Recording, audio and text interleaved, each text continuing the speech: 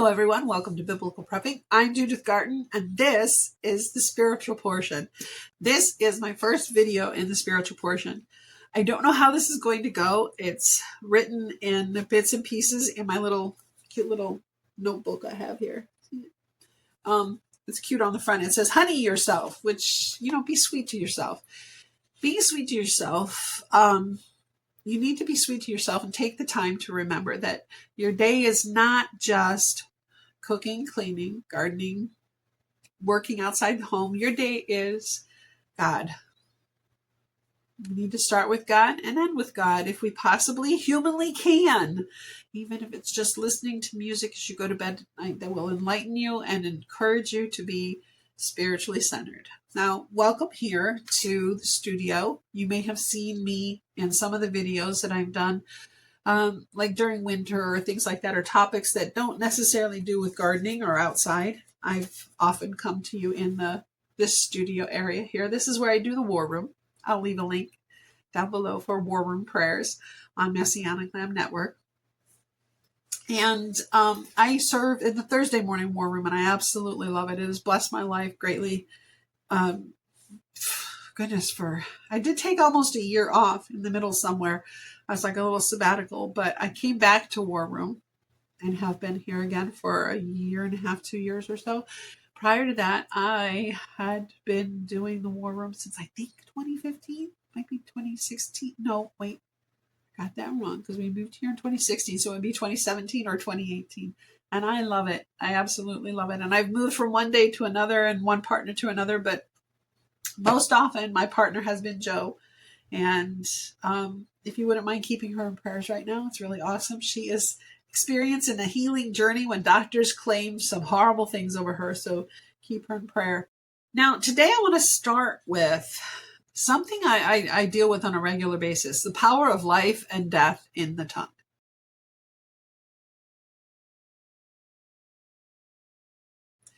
Now, if you've known me a long time, you know that I have witnessed miracles in my own life. I have watched all 4 of my children be brought back from the brink of doctors claiming death over them, and their lives have been saved in miraculous ways in countless times. I have mentioned before Janine, my oldest.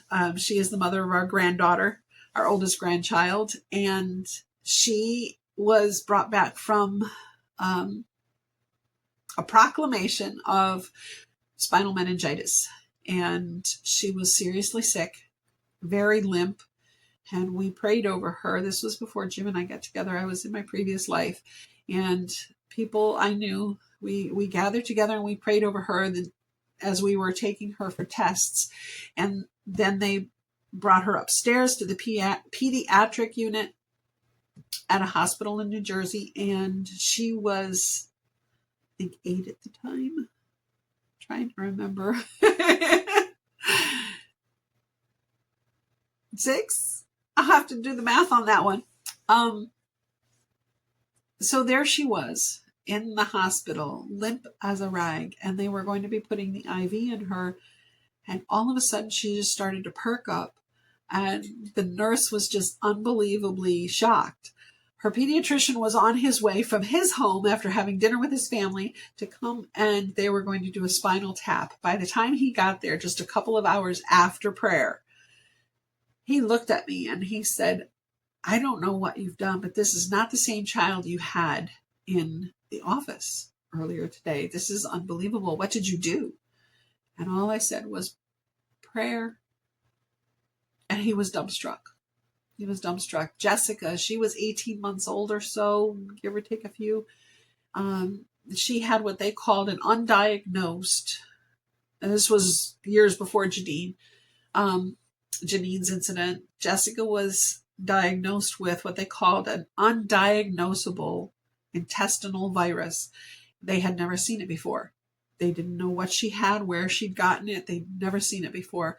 They basically had us, her dad and I, saying our goodbyes. And all of the waste from her room was in a red trash can, in red trash bags, and it was hazardous materials, biologically dangerous. And I prayed. We prayed. I prayed. I prayed. I prayed. I stayed there and I prayed and I prayed and I prayed. And before I knew it, she was released from the hospital days before she was supposed to be, if she was going to go home at all. Jillian was saved from a car wreck when she was a child. It was amazing. And then as an adult, she had another car wreck, and similar situation happened. When she was little, she was 3 or 4, she was with her dad. She was 2 or 3. She was in her car seat in the back, in the center seat, and he ran a stop sign, and a large pickup truck, a big one, just folded our sedan that we had at the time in half. And he was covered with glass. He had no major injuries whatsoever, but Jill had none. And when I went the next day to look at the car at the mechanics place, it was unbelievable, because there where Jill had been sitting, there was like this dome that was much larger than her. And in that dome area, there was not one shard of glass. Even the mechanic said, I can't believe this is the weirdest thing I've ever seen. Then years later, she was married already to Matt, and she had a very bad car accident. It is a miracle that she survived. She had fallen asleep at the wheel and hit the back end of a truck. Her car was totaled. If I showed you the photos, it would be just amazing. Yeah, when you look at the car and the driver's seat where she was sitting, it was like a dome had protected her and that car seat. Again, it's like an angel just wrapped their arms around her both times. Justin, he had been battling a pneumonia for over 6 weeks. We didn't know that was what it was in his lung. And it was in his left lung, in the very back bottom lobe. They had done x-rays over and over, couldn't find anything, but this child would not get well. Finally, a doctor saw what was a clouded spot, and they put him in the hospital in an oxygen tent. And he was little. He was only about 16, 18 months old, not quite 2. And again, we were told, we don't know if this is going to work. And he came out of there days before, again, just like Jessica had, and he was healthy. Since then, there have been countless times that these kids have been prayed over and miracles have happened. So we've seen them.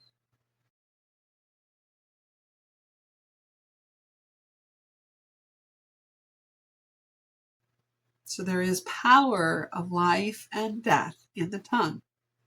But what I want to talk to you today is that sometimes that power is actually in our own minds. And when I say that, I want you to understand, you see, sometimes we claim words and sentences that we speak are curses against ourselves.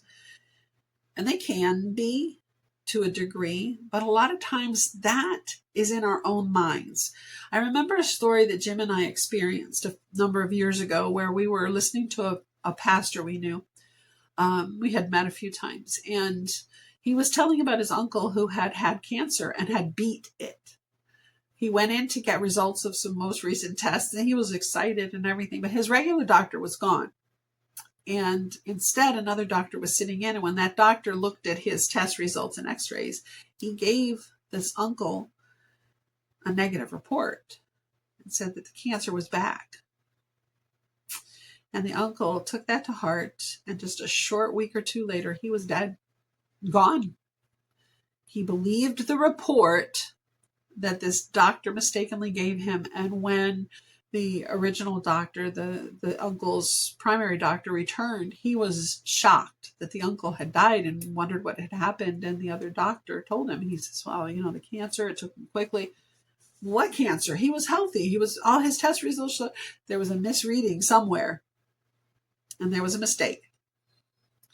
And that's why I said sometimes the power is actually in our own minds. I experience something on a regular basis. I have people in my life who keep telling me that there are venomous snakes on our property and I should not go in the woods. And if you've seen my gardening videos, you know I'm going in the woods. I go all the time. If you've seen them and watched a couple of them where I talk about how I go out there and I sing, with this stuffy nose constantly, with the allergy problems and everything that I've had over the last couple of years, I can't sing very well at all. I don't care, because God tells us to make a joyful noise unto him. Man, I'm full of joy out there. There's a bird out there that laughs.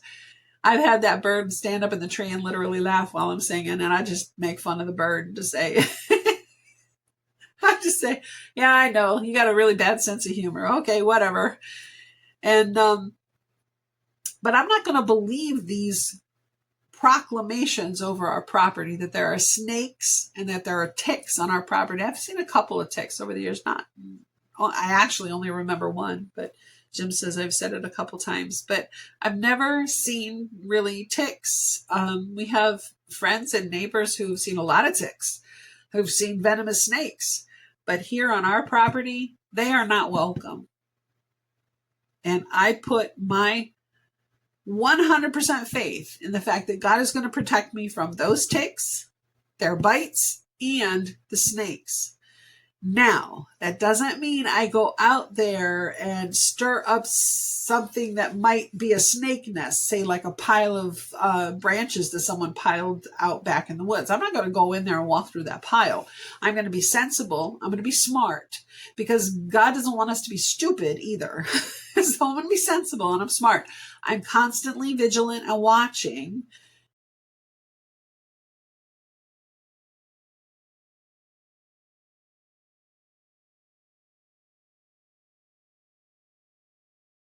And I have seen snakes. Every single time it's been like a garter snake or a little ringneck or a black snake. So, so far so good. But I'm putting my faith in the fact that God is protecting me out there. Now, naturalists will tell you that snakes don't like noise. So while I'm singing, I'm making noise. So that helps keep them away as well. But I have people who keep proclaiming that we have poisonous snakes and lots of ticks on our property. And it never fails. Every spring, I have at least 5 people I can think of off the top of my head who say, oh, you better watch out. Don't go in the woods. The snakes are coming out. Yes, I know. Springtime is when they start to come out, sun and start to warm up and get active. And I love the snakes, that they will eat moles and things, but we have an agreement, and I say it all the time outside. I don't want to see you.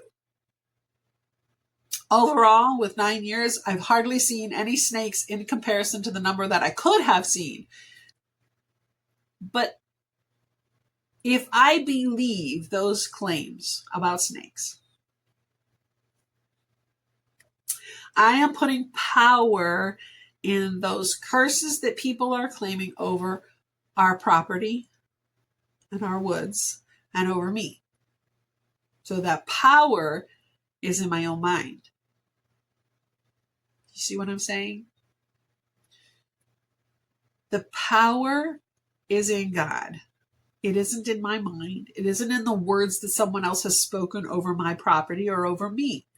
So when you heard me in my one gardening thing saying, okay, fine, say what you got to say about snakes, but I don't believe your words, this is why. When you stop and you think about it, okay, I can choose to believe what these people say, and I can become anxious, but anxiousness, worry, is not from God. I can become concerned and even fearful, which is not from God.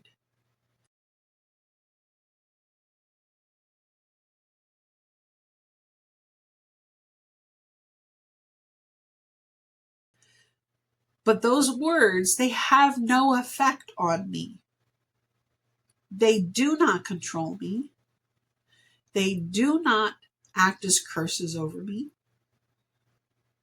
because God is where my hope is, where my faith is, where my strength is. I take precautions, like I said, and I'm watchful. However, and I also try to eliminate any environmental lures, such as I try not to keep too many piles of anything around that will give them a place to lurk and hide. But I know God is watching me. And if I start believing the claims of other people, my mind will start to play tricks on me, and I will become fearful in a way that I do not want to become. I want to be watchful,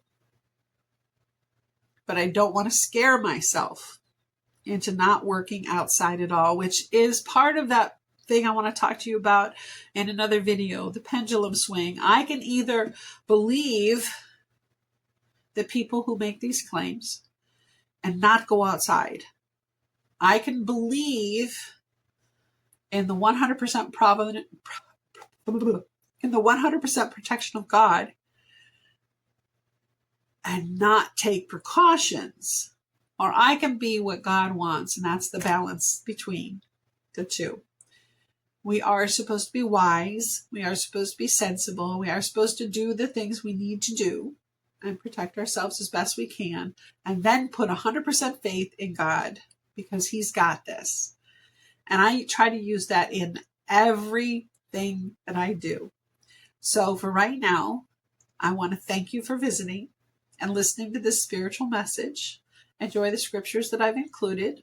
And I'm going to talk to you again about snakes in a day or so, because I want to talk to you about those snake churches